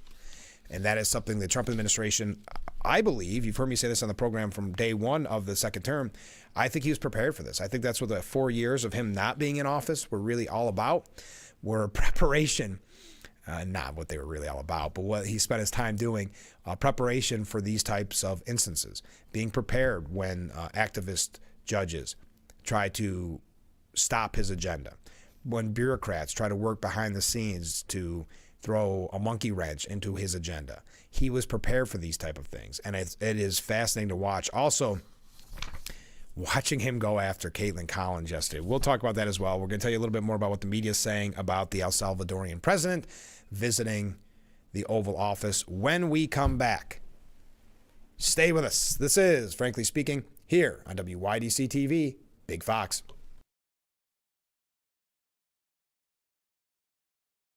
If you or a loved one regularly used hair relaxers or straighteners and were diagnosed with uterine, ovarian, or endometrial cancer, you may be entitled to significant financial compensation. I've used hair relaxers for years. I had no idea they could cause cancer. Chemical hair relaxers and straighteners have been linked to serious conditions, including several types of cancer. If you used hair relaxers and have been diagnosed with uterine, ovarian, or endometrial cancer, call us now.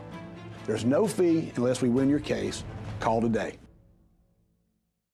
Frankly Speaking Roof Cam is brought to you by Boss Security in Horseheads. Contact Boss Security for all your business and home security needs. Anyone, anywhere can record crimes as they happen, and we're going to watch them right here. He just took his car.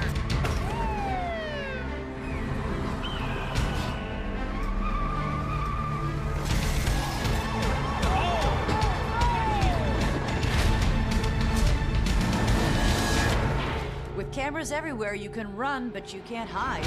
Watch iCrime. Every day, Judge Ebony K. Williams presides. Untrue, Your Honor.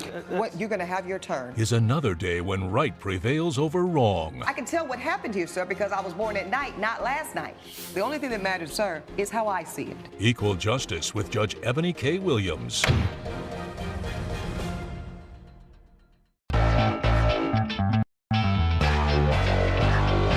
Welcome back to Frankly Speaking here on WYDC TV Big Fox. I'm your host, Frank Acom. And how can we help like that in our small businesses, not to sound cliche, but are the backbone of our community? Let's talk about thanks, as always, to you, the viewers, for sending in your texts and your voicemails. Now we go to a comment. This is from John in Elmira. Make sure to catch Frankly Speaking only on AM Big Fox News WYDC, or visit our website at The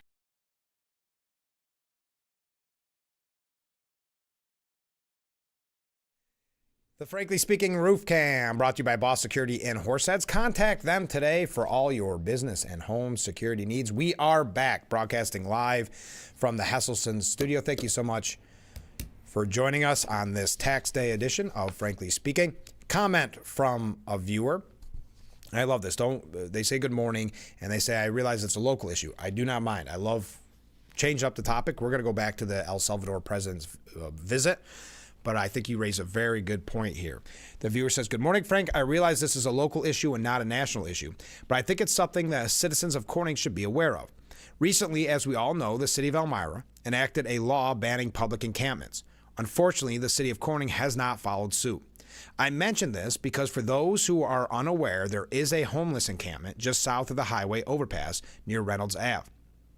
A concerned citizen of Corning contacted City Hall to ensure the city is aware of this situation, only to be informed that they are aware of this situation, but that it is on state land, not city property, so they cannot and will not do anything about it. I guess the fact that this is only approximately a quarter of a mile from Winfield Street School does not matter. Regardless of who is responsible for the property in question. Doesn't the city and state communicate? Great point. I think Corning should take the lead and copy what the city of Elmira thought an important enough issue to address. And thank you for that. And you're exactly right. They should be proactive on this. I would argue at this point it's not even really proactive. But it is becoming a major issue. You see it here even on Market Street with the issues of people that are clearly homeless. And I think it's only going to get worse. And as you mentioned, the scary fact that it's a quarter of a mile from the Winfield Street School. So thank you for that. Never feel bad about changing the topic. I love it. Okay, so Trump repeatedly insulted CNN's Caitlin Collins in the Oval Office, like repeatedly. Trump called her a low-rated anchor and slammed CNN's credibility as he took questions alongside the El Salvador president. Collins wanted answers about the deportation, of course, of Kilmar Abrego Garcia, a Maryland man who you know the whole story. We've been talking about it, who was removed to the Center for Terrorism Confinement. Okay. When Collins first prodded Trump about the issue, he pointed to CNN's less than stellar ratings before passing the baton off to Pam Bondi to defend the deportation and subsequent actions. Then Trump tapped Homeland Security Advisor Stephen Miller to speak up while taking another shot at Collins' employer. Can you also respond to that question? Because, you know, it's asked by CNN, and they always ask it with a slant because they're totally slanted because they don't know what's happening. That's why nobody's watching them. Miller, also Deputy Chief of Staff for Policy, argued Garcia is an El Salvador native. You know that. I mentioned it in the last segment. He called it arrogant for media members to expect the U.S. to tell El Salvador how to handle its own citizens. But then, an undeterred Collins continued to pepper Trump about Garcia, but Trump wasn't having it yesterday. Yesterday was not Collins' day. How long do you have to answer this question? How long do we have to answer this question?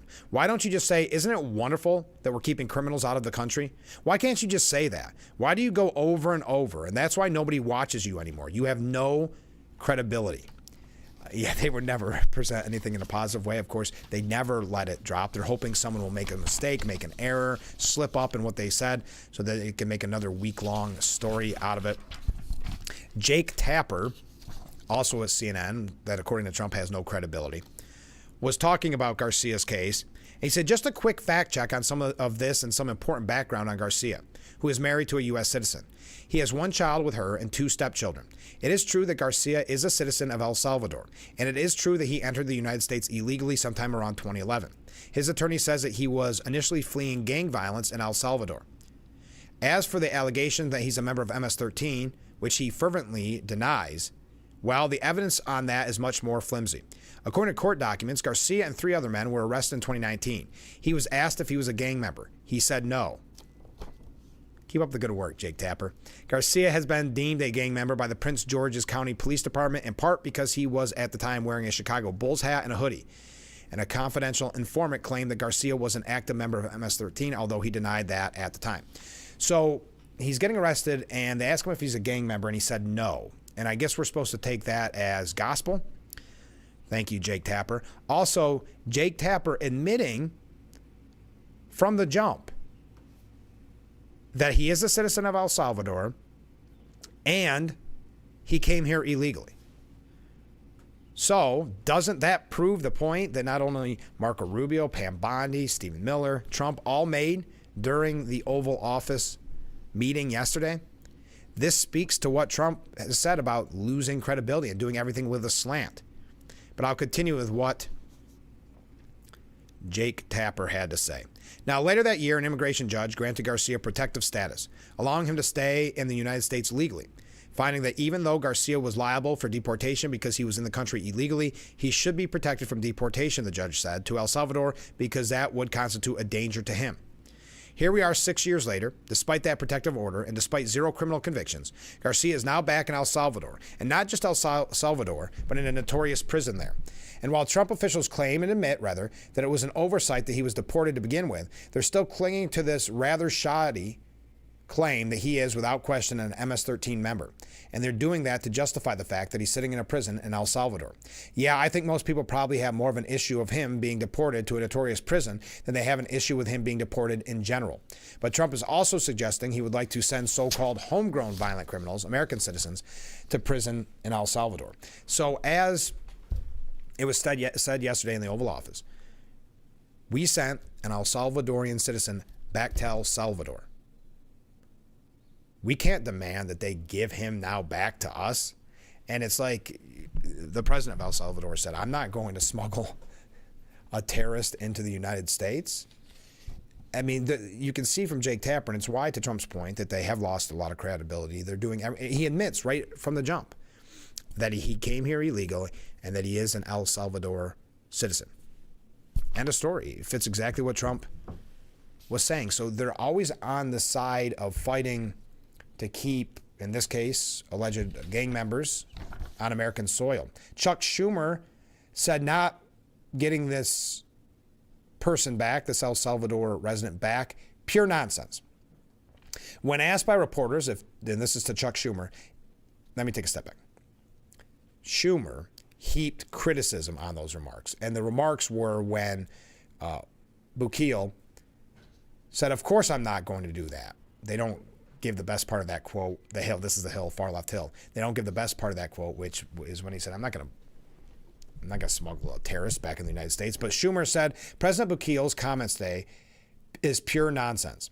The law is clear. Due process was grossly violated. And the Supreme Court has clearly spoken that the Trump administration must facilitate and effectuate the return of Kilmar Abrego Garcia. He should be returned to the U.S. immediately. Due process and the rule of law are cornerstones of American society for citizens and non-citizens alike, and not to follow that is dangerous and outrageous. A threat to one is a threat to all. Just like when you talk about Harvard not giving in to Trump's demands, so effectively saying we are standing with these anti-Semitic protests. In this case, do you want to be Chuck Schumer, or do you want to be the Democrat Party who says we are against deporting criminals? We want those criminals back on American soil, or it's some type of threat to democracy?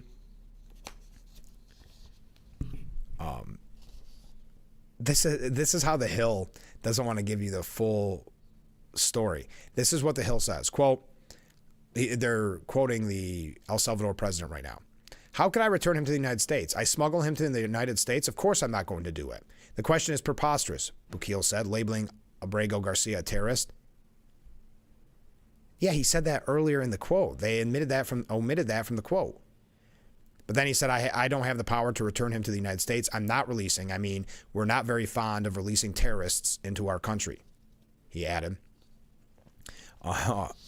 So again, not even quoting him right, but you see what the Hill has to do and some of these other far left outlets to try to paint this in a way that the American people don't seem shocked that the Democrat Party is fighting for this person.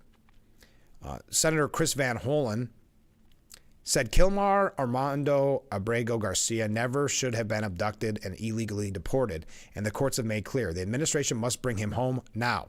However, since the Trump administration appears to be ignoring these court mandates, we need to take additional action. That's why I've requested to meet with President Bukele during his trip to the United States, and if Kilmar is not home by midweek, I plan to travel to El Salvador this week to check on his condition and discuss his release. Now the cavalry's coming in. Chris Van Hollen from Maryland. Okay. A little bit more about this when we come back. I do want to talk about the New York State budget, too, because there's a lot coming. Well, not really a lot coming out, but a couple updates that I think are necessary. Keep your comments, keep your waves coming in. We'll be right back with Frankly Speaking here on WYDC TV. Big Fox. Stay with us. One of the things I like most about being a mortgage loan officer is helping people make dreams come true. The most satisfying part is seeing people succeed in accomplishing the purchase of a home. Whether it's refinancing for a lower monthly payment, a lower interest rate, or to tap into your home's equity. Whether you're buying your first home or looking to refinance, First Heritage will be here to help. My name is Cindy. My name is Tracy. My name is Peter. My name is Deb. We are here to guide you. What better way to start or end need every day than relaxing in your very own Hesselson's hot tub. Massage therapy, relaxation, stress reliever, pain management, soothing muscles, or just spending time with a loved one. Hot water therapy really does make every day better. Hesselson's has been a part of this great community for over 70 years, still being locally owned and operated. So make the drive to Hesselson's and start making your path to a better life today. And after 70 years, it's still fun to poke in the corners at Hesselson's. We asked a few cycle friends, why do you ride? You can just shout out to the world and nobody can hear you. I love going out for miles and miles, hours and hours by myself. It's a thrill that you are constantly chasing. It's a way to get free. I love the twisty roads. It's not about the destination, it's about the ride, right? Folks that ride should know.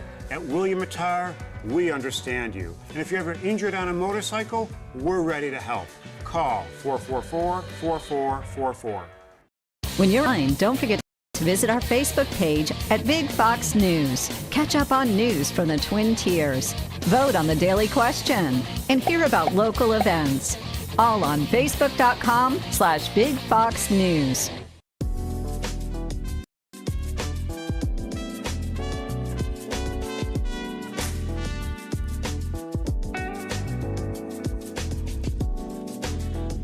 Dante Brown. The Frankly Speaking Roof Cam, brought to you by Boss Security in Horseheads. Contact them today for all your business and home security needs. We are back broadcasting live from the Hesselson studio here on Market Street Corning. A couple of comments from viewers. You keep saying that the leftist media has lost credibility. You need to back it up with specifics. In other words, I refuse to watch the fake news and welcome its demise, but I'm not aware of any facts other than the supposed ratings have dropped. Well, I'm not exactly sure what you're looking for when you say facts. I think as I was reading a story that was completely clearly biased in a way to attack Trump, that was the fact I was giving you.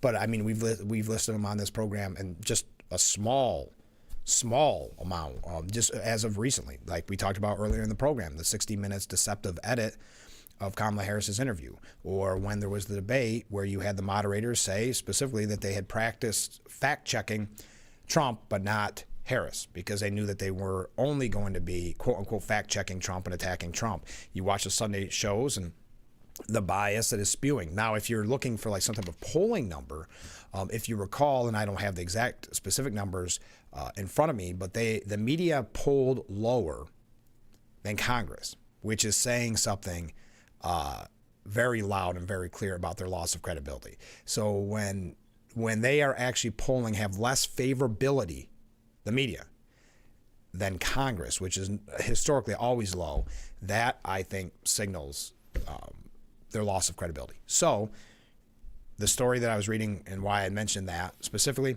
was because of the bias in that piece by Jake Tapper. We can give you plenty more examples, or they're just recent ones during the presidential race, of bias and lack of credibility as of recently. Tons more examples. Or if you're someone more that trusts the polls, the American people have a more unfavorable opinion of the media than Congress. So those are, I'm not going to do that every time I talk about them losing their credibility, but if that's what you are specifically looking for, and if it's not, please reach out. Let me know how I can back it up even more, how I can back up with specifics. Okay. Comment from a different viewer. Tax day. Yes, it is. Happy tax day. But been there, done that for 64 years. Also, for the past 30 years, I sent a very modest check to the New York Treasury and U.S. Treasury to be applied toward my share of our debt, which I believe to be approximately $11,000 for the state and $100,000 plus for the Fed. But, you knew there would be a but, I just received a notice from the New York State Department of Motor Vehicles for license renewal. Since I have veterans plates, it is a modest $150. When someone says thank you for your service, I reply an honest, it was my privilege to have served. But, again, a but, I see a neon sign on their forehead flashing $150. For all politicians who are paid for their service, I say for my fellow veterans who can't afford $150, shame on you. Thank you. That's yes, $150 for that. I couldn't agree more. That is something that should be looked into. That is something that should, $150 just to have the veterans license plate. Well, your license renewal, the veterans plates. Yeah, that is unacceptable. Thank you for bringing that to our attention. We'll have to bring that up with some of our guests on the program. We're a little light on guests this week because it is spring break for many. So I didn't want to have less of an audience or a different audience. I wanted to make sure our guests got the full attention. So thank you for that. I did not realize $150. Shame on them. Absolutely. So we were talking about El Salvador's president visiting. Stephen Collinson says, as he lionizes a strong man, Trump flexes power over the law, top colleges, and the media. The administration is projecting presidential authority in a broader and more overt way than any modern White House. Its expansive interpretation of statutes and questionable interpretations of judges' rulings is causing alarm about its impact on the rule of law, freedom of expression, and the Constitution. Trump saying there's something broken, the liberal establishment, but they're not running things anymore in this country. He sat beside President Bukele of El Salvador, who brands himself as the world's coolest dictator and whose huge popularity is based on a brand of elected authoritarianism Trump admires. The warmth lavished on a leader who's been treated as a pariah by a conventional U.S. administration was an ominous window into the 47th president's future intentions. Bukele has suspended parts of their constitution and imprisoned tens of thousands of people without due process in a crackdown against crime. He suggested Trump might try something similar. Quote, Mr. President, you have 350 million people to liberate, but to liberate 350 million people, you have to imprison some. That's the way it works, right? Trump's own hardline aspirations were revealed in the meeting through the prism of his increasingly ruthless deportation policy, which is raising profound questions about apparent abuses of due process and human rights. This is no surprise coming from Stephen Collinson. This is just a whole story alluding to, suggesting that Trump is a strong man or wants to be a strong man. We've heard this from the first term as well. Lawrence Tribe, a renowned constitutional scholar, told CNN's Monday that the administration's defiance made it likely the case would end up back before the Supreme Court, which would then face a fateful choice. Quote, it's not just immigrants who are subject to this kind of game. It is a deadly game that could be played with any citizen. The president has already begun to play it. That is not the country that any of us, I think, grew up in. Now, it's interesting that you preface it by saying that Lawrence Tribe, who is biased, is a renowned constitutional scholar. But indeed, Trump is mulling an even more flagrant challenge to the law. He suggested that his scheme to deport those who he says are gang members and terrorists to a harsh El Salvadorian prison could be widened. So this is, again, Stephen Collinson at CNN. Seems to be a lot of talk about CNN today, attempting to paint Trump as a strong man because he going after colleges. Now, keep in mind, these colleges, specifically like Harvard, have a right to allow these type of anti-Semitic protests on their college campuses. They do. You have a constitutional right to protest. You don't have a constitutional right to attack Jewish students or to destroy buildings and property. There's also some trespassing issues on universities, but that's neither here nor there. But there are consequences. So just like if you're caught at a protest in your office, let's say, and you're wearing something on your shirt or your hat that it shows support for a candidate, and your employer doesn't like that, doesn't like it being political in the office, you can be fired. There's consequences for these things. So to suggest that Harvard still deserves $5 billion when they won't stand up and support their Jewish students, I think is wrong-headed to be on that side of the argument. You need to support your Jewish students.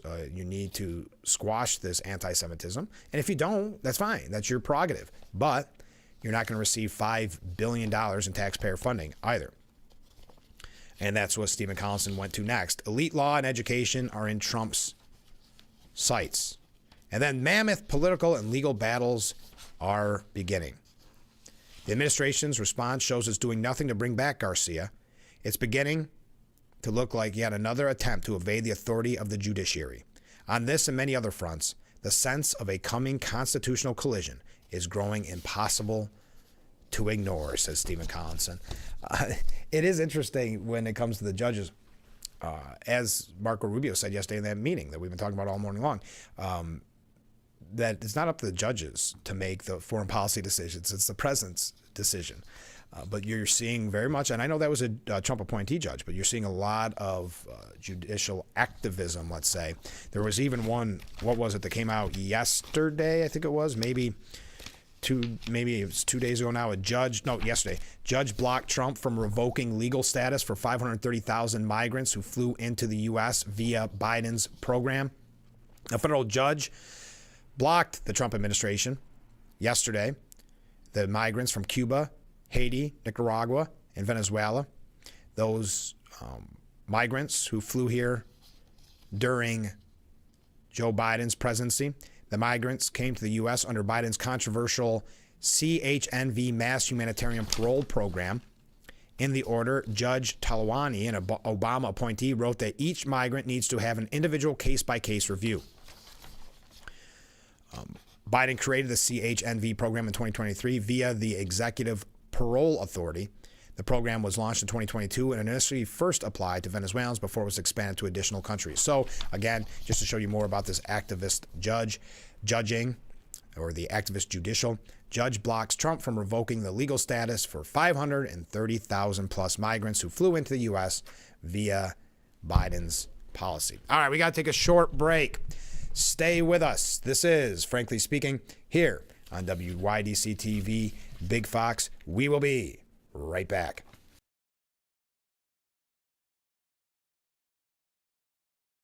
Attention, Elmeron may lead to vision loss. If you have suffered vision problems after taking Elmeron to treat bladder pain, call the Hearn Law Firm. Elmeron may be responsible for your vision problems, and you may deserve compensation for your injuries. If you took Elmeron and now have vision problems, call the Hearn Law Firm at 888-308-3866 right now. You could find out if you qualify in less than 2 minutes. Call 888-308-3866 for your free case review. And Bath Planet has one question for you. Do you feel lucky? Well, do ya? Bath Planet is excited to announce the Dream Bath Giveaway 5. In the past 2 years, we have given away 4 brand new Dream Baths, and now it's your turn. The winner will be able to design their own bath or shower, complete with hundreds of color and pattern options, multiple shelf styles, and matching safety features. It's the Dream Bath Giveaway 5. Enter now by scanning the QR code or stopping by either of our 2 locations. Anyone, anywhere can record crimes as they happen, and we're going to watch them right here. He just took his car.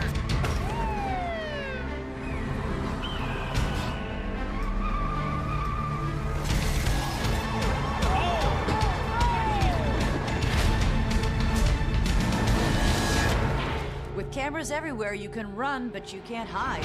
Watch iCrime.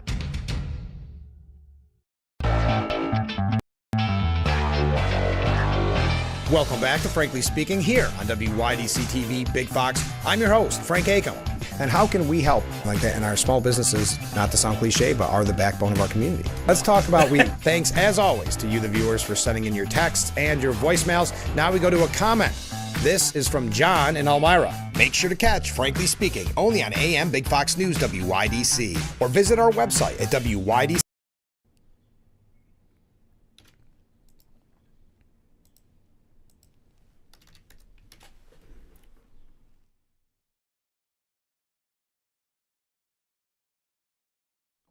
The Frankly Speaking Roof Cam, brought to you by Boss Security in Horseheads. Contact them today for all your business and home security needs. Welcome back as we broadcast live from the Hesselson studio on Market Street in Corning. A lot of comments coming in. One person asked, and I haven't received this from anybody else, but I'd be curious. It says, just curious, any viewers are having reception issues this morning, or is it on my end possibly? You are freezing up intermittently. Thanks. I have not heard that, but if anybody else has found that to be the case, please let me know, and we'll take a look into that. So I'd love to hear one way or the other, good, bad, thumbs up or thumbs down. You can even do it that simple. Comment from a different viewer. If this dude that got accidentally deported is such a great person, bring him back and deposit him at Chuck Schumer's house. He can stay there. Thank you very much for that. This one was sent in by a voicemail, and I appreciate when people leave voicemails, but what it does, just so you know, it translates it for me because I can't listen to it while we're live on the air. So it's interesting. This is not a knock on it at all, but sometimes the translation gets a little wonky. So I apologize if I'm not reading your comment exactly as it was intended. But hi, Frank, I'm watching your show every day listener. Well, thank you for watching. I appreciate that, and we're going to count you as a wave. Everyone's making a stink about this El Salvador illegal that was sent back to his country of origin and wants him brought back to the United States. What about all the American citizens that are being held captive and have been for years in Russia and Turkey and China? And they don't care about those people, but they want to bring back this guy. Go figure. Thank you very much. All right. Just a comment. Okay, well, that's what we were looking for. Just a comment. The Jewish students who are being discriminated against by essentially the left-wing Democrats should take Harvard to court under civil rights laws. That's a very good point. Thank you very much. All right, we're saying all good here from a lot of people. So maybe an issue with your television. It could also depend on how you are receiving the broadcast, whether it's cable, whether it's antenna. But most people giving me a thumbs up. I don't see any to the contrary. Oh, this person's saying I think it might be on their end, possibly if they're on an antenna. Good point. Thank you. Okay. Do I have time? Let's go to, do you mind if we go to the New York State budget just real quickly, and then we'll get to the Democrat Party and then to some more issues with Trump. The New York updates are very quick. Governor Hochul says New Yorkers don't care about a late budget. I have yet to be asked by a regular New Yorker who's not a member of the press corps why the budget is taking so long. They don't care. She's probably not wrong. I mean, I know that people want to see actual reforms done. The reforms she's trying to push through when it comes to public safety, they're not strong enough, but they're something. She said, they want to know, are you working on that affordability plan to put money back in my pocket when I'm sitting here so anxious because my 401k plan is going to heck, we'll say? There's a lot of stress out there. And I'll tell you, one of the stressors on everyday New Yorkers is not the date that it's going to be done. Okay. Now, City and State NY is saying that the state budget is unlikely to be finished before the end of the month. Albany insiders think the state budget might drag into May as legislative leaders appear incapable of coming to a meaningful compromise. Now, we know recently Governor Hochul said, hey, it's nice here in the summer in Albany. So she is in absolutely no hurry. There are few deadlines, legal and spiritual, that Hochul has to contend with as she holds firm on her budget goals. The first was April 1st, of course, that date that the state is supposed to have a budget in place, though it's more of a suggestion than an actual deadline at this point. Hochul and the legislature easily blew past that date. The next was Passover on April 12th, which normally marks the start of a 2-week holiday.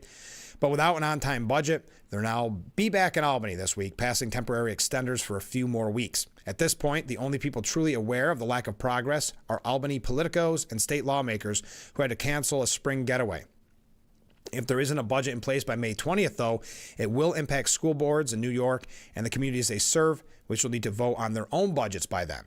Without a firm answer on foundation aid, the main mechanism to fund state public schools, districts will be in a sticky position, and be prepared for that to be used in, not used, but to be brought up when it comes budget season. We know that some of the local budgets are looking very costly to taxpayers. So prepare. One of the excuses being to be prepared for one of the excuses being that Albany hasn't released a budget yet, and is not necessarily a wrong excuse, but it could be an excuse to add a little more money in that budget. According to legislative leaders like Carl Hastie, substantive work on the fiscal section of the state budget has taken a backseat to policy debate. Of course, we know Carl Hastie was saying, could we get paid? Can we do a bill that, lawmakers in Albany get paid even though we couldn't get a budget on time? Which goes to show you how in your face they are. They don't even care anymore how they look, how it looks, that they are willing to say, yeah, we'll get paid for not doing our job. Why not? All right. So there is your New York State updates before we take a break. It does look like everyone seems to be having no problem with the broadcast. I'm on antenna and I've had no issues with the reception. So there you are, viewer. Thanks for sending it in, though. We do have a couple updates on the Democrat Party that we're going to get to here in just a moment. Then we'll talk about Trump. We had, oh boy, I know I have so many things I want to get to, and I can already see by the time we might not get to all of that. But I would love to hear your thoughts on the El Salvador president, his visit, what was said in that press meeting in the Oval Office, and your thoughts about Garcia's case. It does not seem like, well, as the El Salvador president said, I'm not going to smuggle in a terrorist to the United States. He's staying in El Salvador. But Chris Van Hollen saying, I'm going to go over there and visit them. That's enough to scare the president of El Salvador. But let's take a break before I run too long on a tangent. We'll be right back with Frankly Speaking here on WYDC TV. Big Fox, stay with us.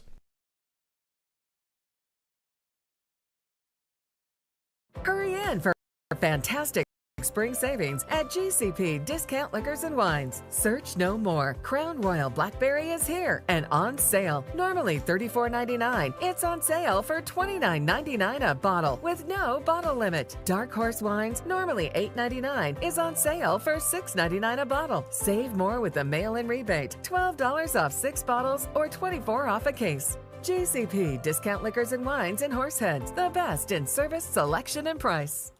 When you're running, don't forget to visit our Facebook page at Big Fox News. Catch up on news from the Twin Tiers. Vote on the daily question and hear about local events. All on Facebook.com/Big Fox News.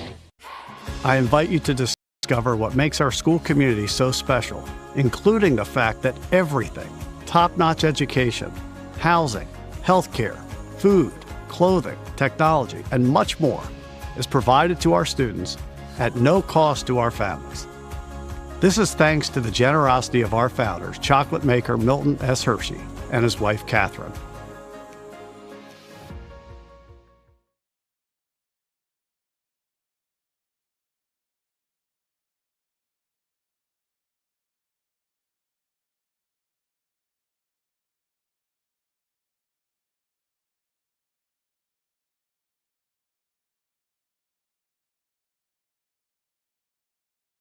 The Frankly Speaking Roof Cam brought to you by Boss Security in Horseheads. Contact them today for all your business and home security needs. We are back broadcasting live from the Hesselson studio on Marcus Street in Corning. This is an update from a story that we had quite some time ago, or that maybe you could say has been brewing for quite some time. You have the leadership in the Democrat Party being questioned, whether it's Hakeem Jeffries, whether it's Chuck Schumer, and now Governor Whitmer, that they're being questioned for not doing enough. The resistance movement, as it's known, that's all they want, is resistance to Trump's agenda. And if that comes in the form of Cory Booker giving a 25-hour, 5-minute speech, not having accomplished anything, but at least talking for that long, they're happy with even that low of a bar of resistance. Then the criticism started to come out for Nancy Pelosi. Now, Pelosi hasn't received quite as much heat because she's been at the forefront of, like, for instance, calling out Chuck Schumer when he agreed to the vote on the continuing resolution. So they haven't been as critical of her. But now, according to the Post, Nancy Pelosi is adamant she won't release her grip on the Democrat Party despite the resounding defeat in 2024 and a growing chorus urging her to step down.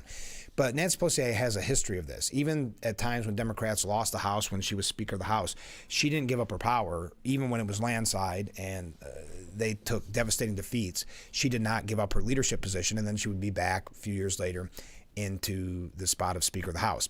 Ex-President Joe Biden named Pelosi as one of the chief architects of the move to push him aside for Kamala Harris. And she liked taking that credit. Remember the kind of the Godfather attitude of I did what I had to do. But then when people got critical that why wasn't it done earlier, why was Harris chosen, why wasn't there some sort of primary, she deflected and blamed it on Biden for not getting out earlier. She's a master at this, of kind of the dirty politics. She was instrumental in the disastrous $1 billion campaign, closer to $1.5 to $2 billion of Kamala Harris, leading the party to lose the White House, Senate, and House of Representatives. Now there are younger members of the party and even current House Minority Leader Hakeem Jeffries who believe it's time for a refresh and new leadership. This is according to inside sources. But Pelosi insists on business as usual. She is not going to give up this power. You can say it's for financial reasons. You can say it's for just political reasons. She is not going to go down without a fight. Now, Hakeem Jeffries, I'm sure, would love to have her out of a leadership position because she's always kind of breathing on his neck. She had that job for so long that she doesn't want to give it up. As long as Nancy takes a breath, she is going to do what she wants to do, said Willie Brown, the former mayor of San Francisco, who once dated Vice President Harris, if you recall. She's the heart and soul of the Democrat Party, particularly for Californians, he added. Now, behind the scenes, some see it differently. According to one Democrat, former New York City lawmaker, complaining that Pelosi still meddles in national affairs. Hakeem wants her out. Nancy has her hand in every decision he makes as a leader. She just can't help herself. She was critical of Schumer. When Schumer went on the continuing resolution, she really much liked the power of having the power to bring down Biden. A spokesman for Hakeem Jeffries said in a statement, Leader Jeffries has repeatedly and publicly made clear that he and House Democrats are proud to stand on the historic shoulders of Nancy Pelosi. Now, despite having just turned 85, the former speaker, or as she calls herself, Speaker Emerita, is that how you say that? Has already filed paperwork in November to run for Congress in 2026. So you're looking at 86 years old, she'll be running for re-election to Congress. And she has nearly $10 million in her campaign coffers, according to the Federal Election Commission.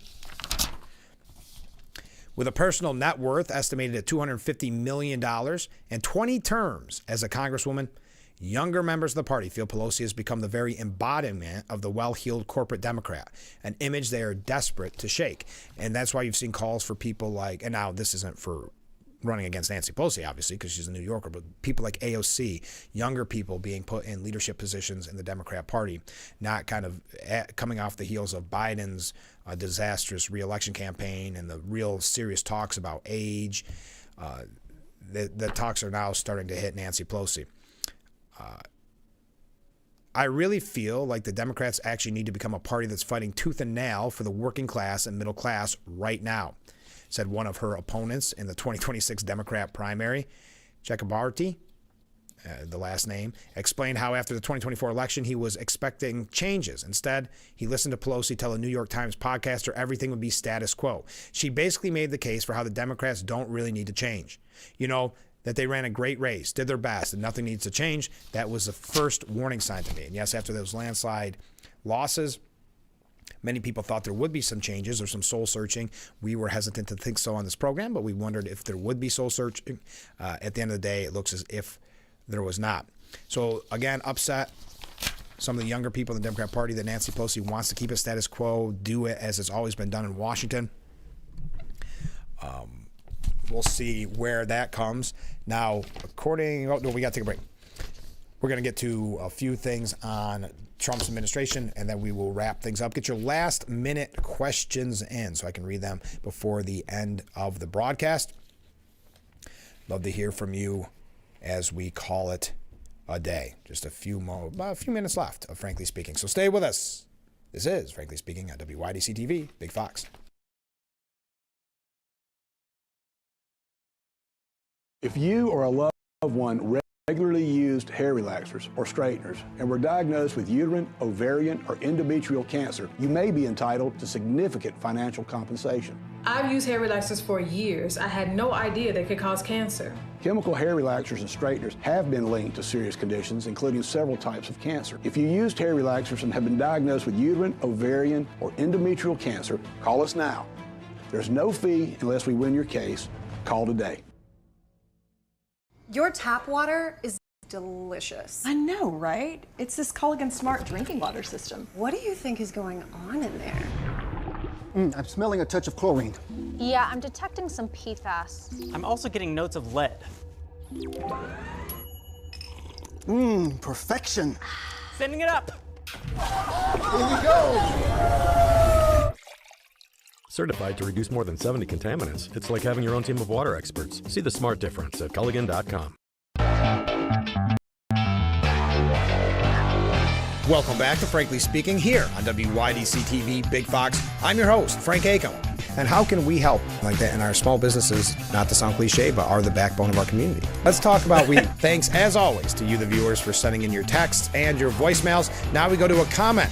This is from John in Elmira. Make sure to catch Frankly Speaking only on AM Big Fox News WYDC, or visit our website at WYDC.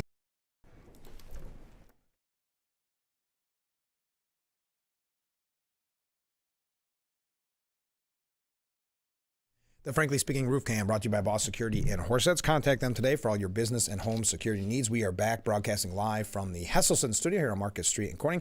Wrapping up today's edition, let's go to some viewer comments. So shouldn't the attacks on Tesla dealerships be a hate crime? Do these people realize they are only harming local people, the local people and dealers, not Elon? That is a very good point. That is hurting the local guys. That's why in Colony, New York, we were talking about it, where they want to stop a dealership from going in there, and a missed opportunity for jobs, missed opportunity for the residents. Mark writes in, I hope the Democrat Party stays on their same old agenda, and the Republicans will win again. Thanks, Mark. Comment from a different viewer.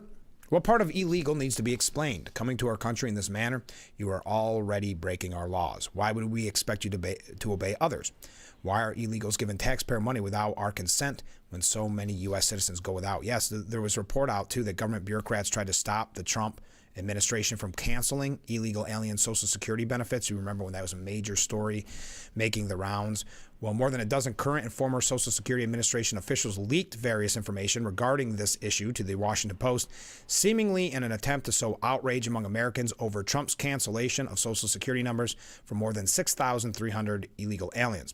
While the Trump administration probed how to revoke Social Security benefits for illegal aliens, a number of bureaucrats inside the Social Security Administration pushed back on the plan, including one such technology expert who was removed. And that should come as no surprise. Remember, Politico, after Trump had won, but before he had been sworn in, they said, hey, nameless, faceless bureaucrats work behind the scenes to stop Trump's agenda. No one else is there that can do it. We need the bureaucrats, the unelected bureaucrats, to do it. So that should come as no surprise.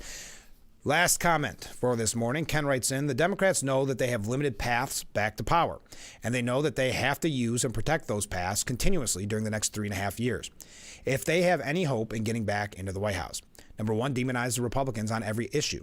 2, work tirelessly on keeping the illegal immigrants in the country and get them voting. 3, cause general chaos and blame the Trump administration for it.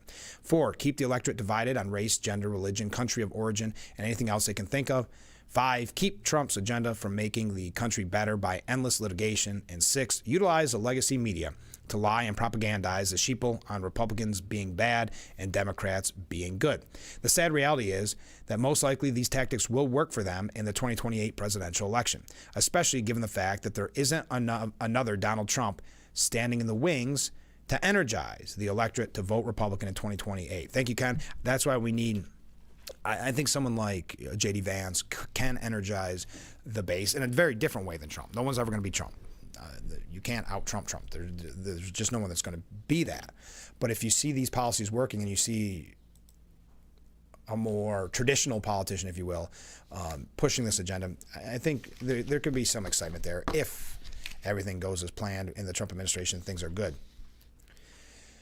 Okay, well, that does it. I can't believe it. This program went very quickly. Thank you to everybody who joined us. Kind of piggybacking off a couple of those comments, according to Newsweek, they say that Elon Musk could be Democrats' secret weapon in the 2026 midterms. They believe that he is going to be so unpopular, or is so unpopular, that is going to drive people out to the Democrat Party come the midterm elections in 2026. Oh, I didn't get a chance to bring up Holy Week. Trump announced his plans for an extraordinary celebration for Holy Week. We'll talk about that on tomorrow's program. I know we had a viewer send in that proclamation. I apologize that I didn't have a chance to read that. We'll talk a little bit about it tomorrow. And to end on an amazing note, NVIDIA intends to build, test, and package up to $500 billion worth of AI devices in the United States over the next 4 years. Fully domestic production of its current generation of chips has begun at a plant in Arizona. Production will also ramp up over the next year or so at plants in Texas, as they're calling it the Trump effect in action. Now it does it for today's edition of Frankly Speaking. Thank you for all the comments. Thank you for all the waves. We appreciate you being a part of the broadcast this morning. I ask you to tune in every weekday morning starting at 6 a.m. for Frankly Speaking only on WYDC TV Big Fox. We will see you tomorrow morning bright and early. I look forward to it already.